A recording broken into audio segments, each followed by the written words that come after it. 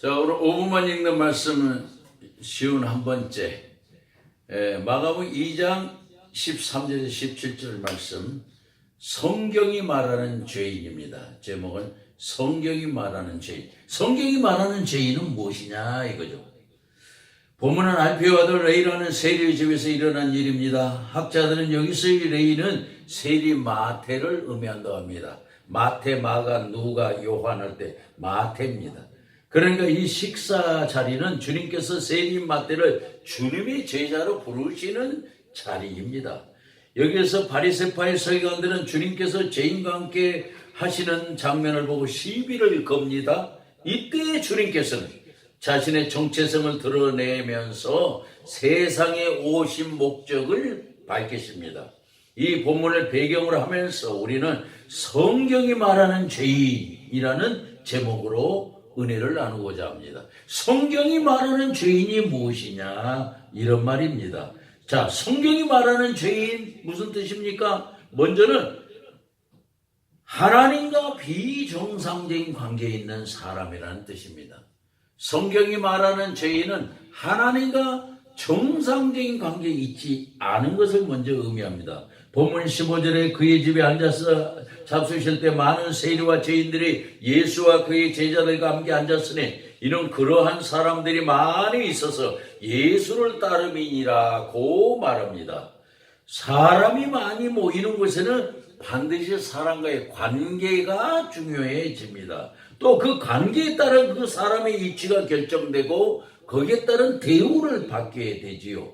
그 당시에는 세리와 죄인이 종교적으로는 가장 문제가 많은 사람들로 알려졌습니다. 그래서 이들은 어디를 가나 그다지 대우를 받을 수 있는 사람들이 아니었습니다. 죄를 많이 지어서 문제가 많은 사람들이라는 사람들의 편견이 있었기 때문입니다. 우리는 관계의 원리를 성경이 말하는 죄인에 대해서 생각할 수 있습니다. 성경이 말하는 죄인은 하나님과 정상적인 관계에 있지 않은 사람이라는 겁니다. 하나님과 관계가 정상적이지 않다는 것은 하나님과 소통이 끊어진 상태를 의미합니다.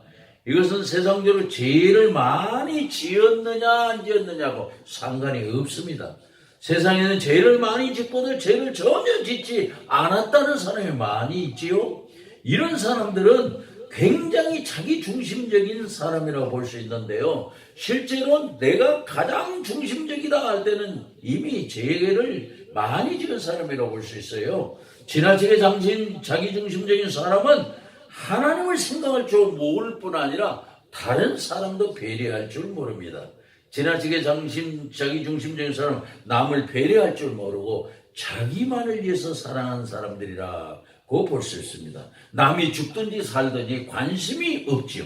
몰라서 그렇지 이렇게 지나치게 자기 중심적인 사람이야말로 주님의 구원을 필요로 하는 사람이라고 할 수 있습니다. 그 다음으로 성경이 말하는 죄인 무슨 뜻입니까? 성경이 말하는 죄인은 자신의 부족함을 인정하는 사람이라는 뜻입니다. 본문 16절에 바리새인의 서기관들이 예수께서 죄인 및 세리들과 함께 잡수시는 것을 보고 그의 제자들에게 이르되 어찌하여 세리 및 죄인들과 함께 먹는가 하고 말합니다. 이는 사무행정에 종사하는 사람들이 서기관들이죠. 이렇게 사무행정에 종사하는 서기관들이 예수님의 세리와 죄인들과 함께 음식을 먹는다 비꼬고 있는 장면입니다. 이들은 자신의 부족함을 인정할 줄 모르는 사람들입니다.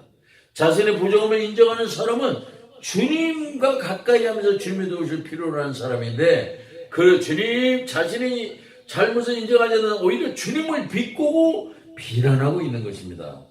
그 반면에 자신의 이 부족함을 모르는 사람들은 주님의 도우심을 필요로 하지 않는 사람이라고 볼 수 있어요. 그러고 보면 서기관들은 진정으로 자신의 존재에 대한 인식이 없는 사람들이라고 해야 합니다.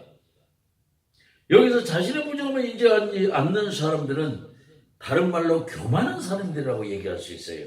자신의 부족함을 아는 사람들은 또 겸손한 사람들이라고 말하는 등식이 성립됩니다. 그 당시에 바리새인들이나 서기관들은 예수님과는 대적하는 관계에 있었습니다. 이들은 세상에서 잘 나가는 사람들이라고 스스로 자처하면서 자신을 한없이 높이는 교만한 사람들이었습니다.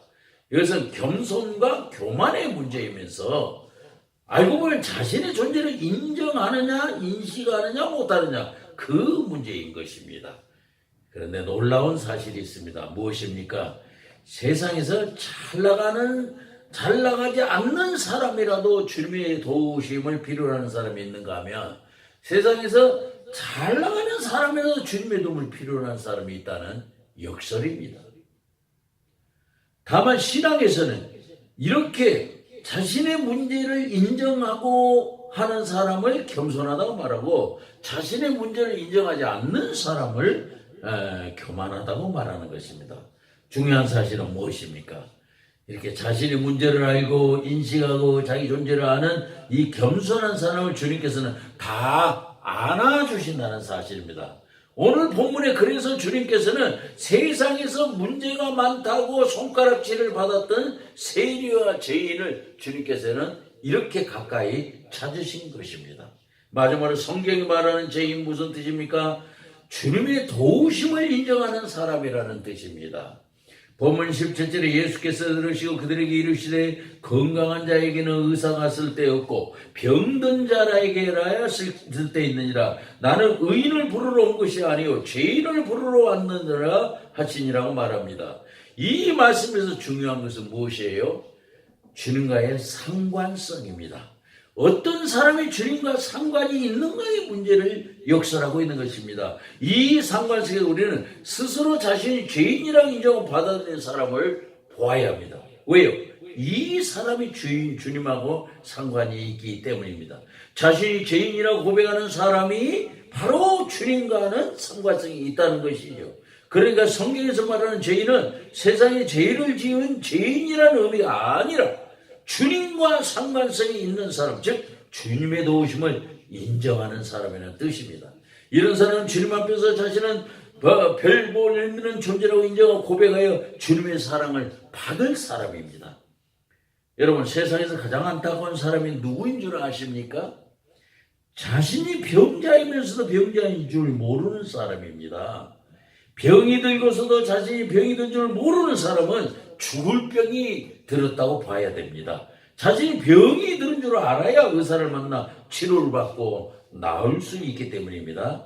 자, 병자와 관련해 저는 개인적으로 세상에는 두 종류의 병자가 있다고 생각해 봅니다. 하나는 자신이 병자인 줄 아는 사람과 다른 하나는 자신이 병자이면서 병자인 줄 모르는 사람입니다.